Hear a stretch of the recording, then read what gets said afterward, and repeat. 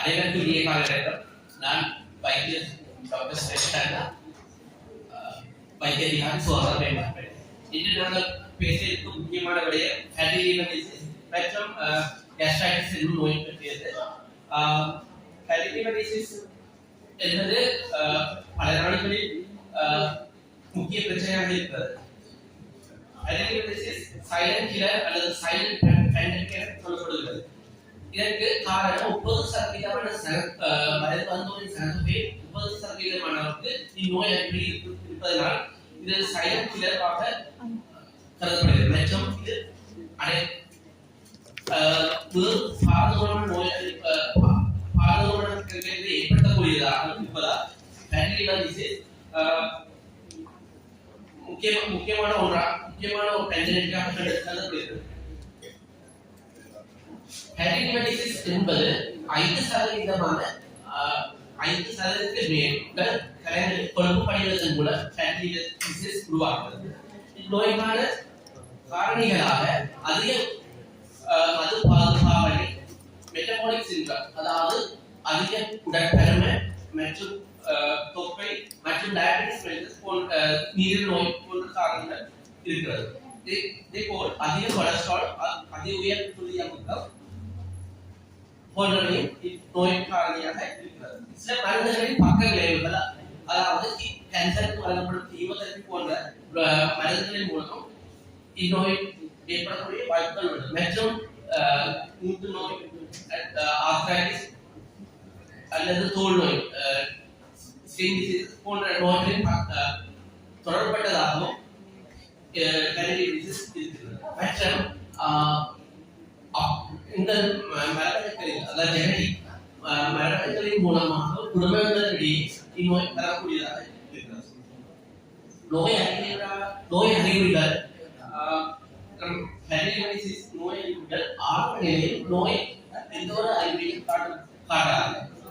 கடைகள் கொழுப்பு படியும் போது, அதாவது ஸ்டேட்டோஹெபடைட்டிஸ் நிலையில் பசியின்மை, சோர்வு, களைப்பு போன்ற நோய் நிலைமைகளை உருவாகும்.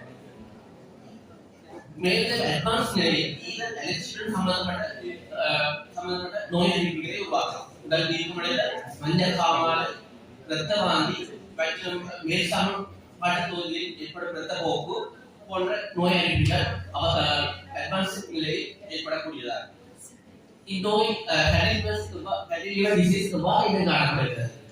இது கூடுதலாக தற்செயலாகவே இனம் காணப்படுகிறது. அதாவது வேறு நோய்களுக்கு பரிசோதனை செய்யும் போது blood test, liver function test போன்ற பரிசோதனை செய்யும் போது அதில் அதிக AST, ALT எனும் ஈரல் நொதியங்களின் அளவின் அதிகரிப்பின் மூலம் இது இனம் காணப்படுகிறது. மற்றும் அல்ட்ராசவுண்ட் ஸ்கேன்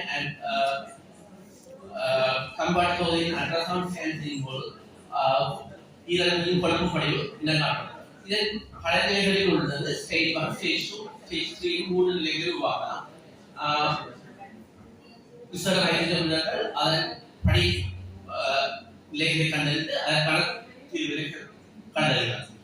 தடுப்பு முறைகள் 6 நிலையில் மருந்துகளுக்கு தோல்பட மாட்டது. டயட், எக்ஸசைஸ் செய்வதன் மூலம் நமது வாழ்க்கை முறையை மாற்றி அமைப்பதன் மூலம் நோயை கட்டுப்படுத்தலாம். டயட் போது நமது சாப்பாடு கோப்பை கால் பங்குக்கு கார்போஹைட்ரேட்டும், கால் பங்குக்கு புரோட்டீன் அதாவது புரதம், விலங்கு புரதம் இதுவாகிடும், கால் பங்குக்கு மரக்கறி, இலைக்கறி வாய்கள் அரை பங்குக்கும் சாப்பாடு கோப்பையில் மாற்றிக்கொள்வதன் மூலம் நம்ம டயட்டை மாற்றியமைப்பதன் மூலம் இதை கட்டுப்படுத்தலாம். மற்றும் மதுபாவனை தவிர்ப்பதன் மூலம், உடற்பருமனை பராமரிப்பதன் மூலம் நோயை ஏற்படாமல் தடுக்கப்படலாம்.